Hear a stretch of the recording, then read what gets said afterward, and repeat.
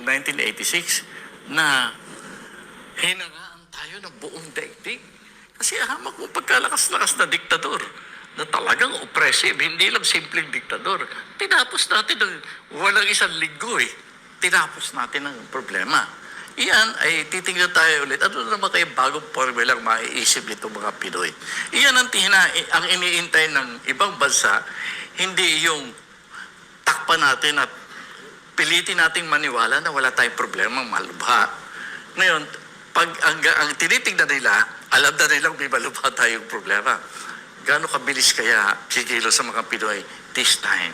Yan ang iniintay ng ibang bansa. Nasabi ko po na ang iniintay ng buong daigdig ay yung bagong formula ng mga Pilipino kung paano naman puputulin ang isang napakalaking magnakaw na gobyerno. Yan ang susunod nating milagro na ipapamala sa mundo. Kaya the sooner we do our work, the better. Retirado na ng mga dating sundalo nga ang nagsasalita laban po sa katiwalian sa ating pamahalaan. At minsan ay nauugnay din sa dito sa grupo ng AAFP. Alam mo, pagka-retirado ka, hindi ka na armed forces eh. Diba? Civilian ka na, dahagi ka na ng mga mamamayan. Ako nga nagulat eh. Kung titignan mo, ang mga naunang nag-issue ng mga manifesto o mga papel na pinipirmahan nila, mga retired armed forces eh. Retired sila, no? Kasi siguro naalala nila na naghirap silang magtanggol sa bayan natin. Tapos ito, ginagawa ng mga politiko, dinanakawan lang ng todo at sinisira ang plano ng magandang kinabukasan. So, nahandyan yung ating mga retired officials, no? Well, kasi yung training ng ating armed forces, medyo medyo konkreto ang mga aksyon. Kaya kung minsan, mayroon tayong mga ilang nakikita na medyo umiinit siguro ang ulo, nagtatawag na ng revolusyon, no? Normal din naman yan sa mga taong bayan, no? Kaya okay lang yan sa tingin ko, no?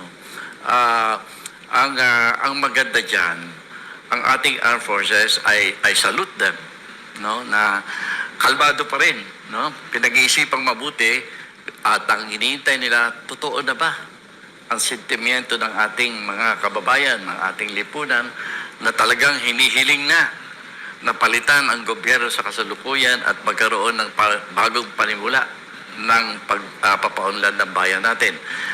Iniintay nila yan. Kaya sa tingin ko, importante yung mga kilos protesta katulad ng November 30 at ang mga susunod pa. Kasi yan ang pagbabatayan. Sa tingin ko ng ating armed forces, hindi lang ng armed forces, alalahanin natin na ang nagpapatibay sa takbo ng bansa ay hindi lang armed forces of the Philippines. Nahandyan ang ating bureaucracy, no? Yung mga nasa loob ng bureaucracy, nag-iisip na rin dyan at tumitingin. Kasi sabi nila, kung wala ang bureaucracy, titigil ang serbisyo ng gobyerno. Pero tinitingnan din nila. Ano kaya ang sentimento ng taong bayan? Lalakas na ang loob nila na gawin nila ang tama. Kasi ngayon, na medyo ang kanilang pagkilos ay masyadong nai-impluensyahan ng mga politiko. At mabuti sana kung tama ang mga rekomendasyon, no? Pero ang impluensya, kung minsan nakakasama pa sa pagpatakbo ng bansa. Bago ko lang ipasa kay Partner Admar, paano ba dapat ituring ng pamahalaan o ng gobyerno itong mga naging pahayag o mga pahayag po ng mga dating sundalo, mga retirado po, Secretary, laban po sa korupsyon, laban po sa ating pamahalaan. Minsan, may iba nga, may sasabi, Marcos resign. Paano po dapat ituring po yun? Pantaho ba yan naituring sa katatagan ng Estado? Alam mo, dapat maging understanding yung mga important institutions na nagmamanman dyan. Kasi tingnan natin yung tunay na sentimiento at yung mga sentimiento naman na nagpaplano lang na gamitin ang damdamin ng sambayanan para matupad yung kanilang sarili-sariling ambisyon. This powerful heater can heat up any room in seconds without the high electricity costs. This space heater is being called the Tesla. Kami na sambayanan para matupad yung kanilang sarili-sariling ambisyon. Opo, Secretary, magandang umaga po muli. Hi, good morning. Dito po sa nakalipas na mga araw, nagkaroon po ng palitan ng mga pahayag, no, si Congressman Pulong, no, in reaction doon sa naging pahayag ni AFP Chief of Staff Romeo Browner, kaugnay nga doon sa Typhoon missile ng Estados Unidos na kayang umabot hanggang sa China. Pero dito muna tayo sa basics po, no. Bilang ikaw po ay naging pinuno ng Department of National Defense, nasa ilalim niyo po yung militar. Gaano kahalaga po yung karunungan ng mga, hindi lang ng mga opisyal ng DND, pati na rin sa mga opisyal ng militar, mga dapat tandaan, lalo na sa usaping diplomasya, lalo na sa panglabas na usapin, tamang komunikasyon po, tamang pagsasalita po dito, Secretary. Alam mo, hanggat maaari, hindi nagsasalita ang ating armed forces.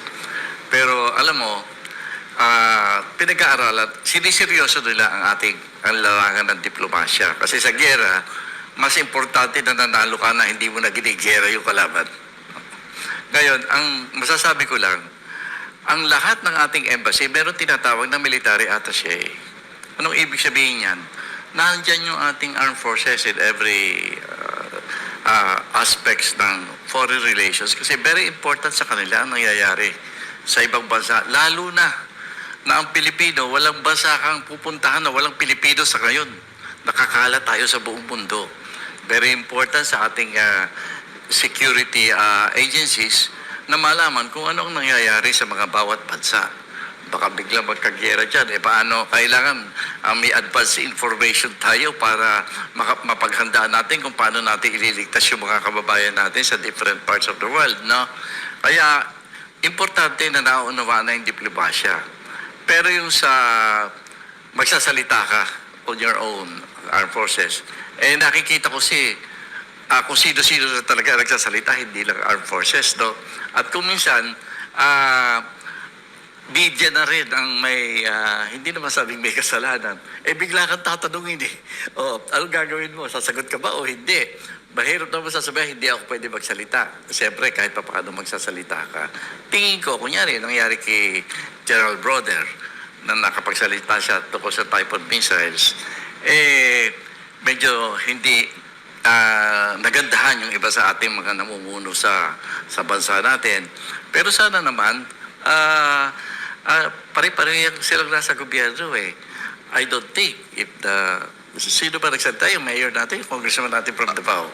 Congressman Pulong Duterte, kasi nga nabanggit na siguro naitanong dito kay General Browner kung hanggang saan naabot. Pwede rin naitanong, aabot ba yun hanggang China? Alam mo naman yung klase ng pagtatanong, pero yun nga, nasagot niya, pero medyo hindi nagustuhan ito ni Congressman Pulong kasi ang sabi niya, bakit mo na yung, kumbaga parang pinagmamalaki mo na kayang umabot ng China, hindi mo ba naiisip yung possible retaliation ng China? Kaya ba nating saluin yung mga retaliation? Yun ang mahirap. Ang sa larangan ng depensa, mahirap yung nagpipigil ka ng ang instruments of war mo ay hindi kayang saktan yung kalaban. Alam mo naman yung kalaban ay kaya kang pulbusin Hindi ba? Hindi nangangahulugan sa dahilang superior yung weapon system ng kabila ay hindi ka rin maghahanda na maunawaan mo man lamang. Kunyari yung Typhoon missiles, hindi atin yan sa Amerikano yan. At kaunti lang yan. Ngayon, kung nagkaguluhan na wala na yung mga Amerikano na iwan yung Typhoon missile, binabakbaka ka, babanatan ka na ng China, hindi mo magagamitin yun? Paano mo gagamitin kung nagtanga-tangahan ka at hindi mo pinag-aralan, nahandyan na sa lugar mo, hindi mo pagka-aralan, no? At saka ako, ang tingin ko sana, si Congressman Duterte, pag tumawag kay General Browner, sasagutin niya. At kung sabihin niya, magkapit tayo, mag-usap tayo, paliwanag po sa akin, papayag yan. Dapat yun ang unang ginagawa. Huwag tayong mag-away-away dahil sa media, I'm sorry to say, no? Kung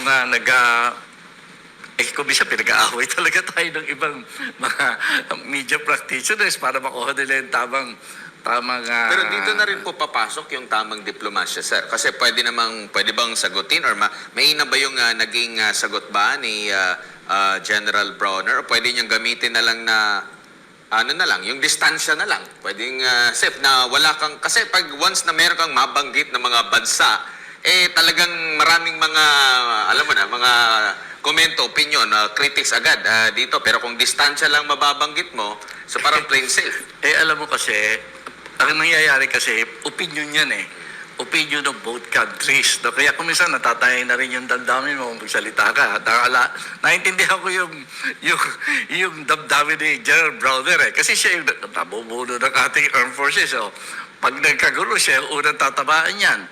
Pero alalahanin natin, many years ago pa, i-declare ng China that we are their number one enemy among their people. Kaya pare-pareho lang yan. Opo, at meron pang mga nabanggit din si Congressman Pulong kung sino ba ang yung naratibo na talagang sinusulong sa Pilipinas ba o sa Estados Unidos. Pero ang sumagot naman dito is yung taga Philippine Coast Guard na ang sagot naman dito na ang mga pahayag naman ni Congressman Pulong ay pro-China. Tapos ang dami nang nabubuksan ng mga issue po na kesyo hindi pro-China, hindi pro-Philippines, pro-China daw. Yung isa naman na pro-America yung mga naratibo. Ganito po yung mga lumalabas. Dito na mismo sa ating bansa, doon yung hindi nagkakaintindihan din pagdating dito Ang po. ibig sabihin lang yan ay medyo may pagkukulang talaga ang ating gobyerno. Kasi may protocol lahat yan noong panahon namin, may panahon na yung mga issue, hindi ka pwede magsalita kahit cabinet member ka na. O meron talagang tagapagsalita na sinasabi. Palagay ko, hindi nililinaw ng Malacanang, especially. Hindi siguro nililinaw ang protocol na dapat kung kailan magsasalita at ano sasabihin ng mga ahensya ng gobyerno. Kailangan yan. Actually, walang mga protocol sa kanila mga boss Kasi kung sino yung papabor doon sa mga gusto nila, doon sila. Ganon kasi nangyari. So, tama naman yun na hindi dapat nagsalita. Ayan si AFP General Bronner regarding dyan sa mga Typhoon missile kasi alam mo na for security reason lang din sana. Siyempre pagka inilabas yan ng mga media, magkakaroon ng ano yan ng iba't ibang opinion. So magugulo. Kayo mga boss, yan ano yung masasabi nyo dito sa issue na to at sa mga hindi pa subscriber natin yan, please like, share and subscribe ayan sa ating channel. Ayan, maraming salamat mga boss, hanggang sa muli.